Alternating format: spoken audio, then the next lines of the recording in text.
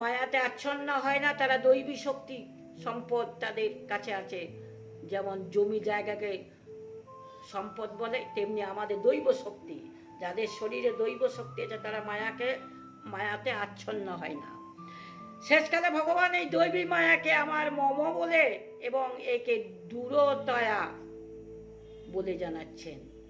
আমি এর প্রভু, আমার শরণ না নিয়ে মানুষ এই মায়া থেকে সহজে পার পায় না। এটি অত্যন্ত দুস্তর। যিনি নিরন্তর শুধু আমার ভজনা করেন, কথাটির ভাবার্থ কি?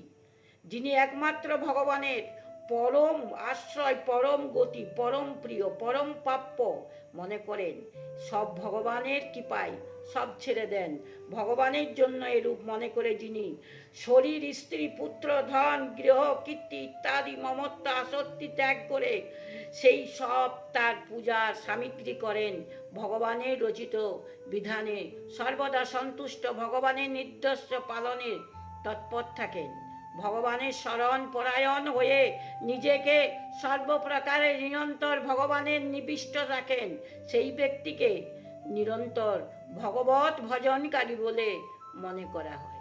যারা গোবিন্দকে সব সমর্পণ করে দেয় তাদেরকে বলা হয় ভগবত ভজন শরণাগত। শরণাগত ভক্ত মায়া থেকে উদ্ধার লাভ করেন। মায়া থেকে উদ্ধার পাওয়া কাকে বলে জানেন? কার্য কারণ রূপ অপরা প্রকৃতির নাম মায়া।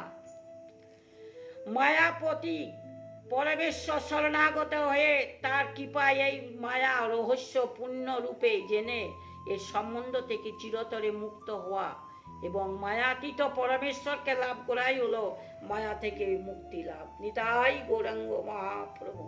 ভগবান এখানে মায়ার দুস্তরতা দেখিয়ে তার ভজন করলে তা থেকে উদ্ধার পাওয়ার কথা জানিয়েছেন।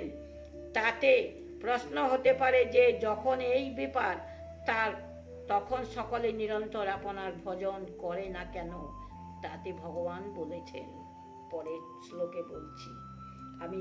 এই শ্লোক এটি জ্ঞান বিজ্ঞানের যোগ সপ্তম অধ্যায় এবং 14 শ্লোক আপনাদেরকে পড়ে শোনালাম। আগেরটা শোনালাম 13 শ্লোক, আর এইখানে পড়ালাম 14 শ্লোক।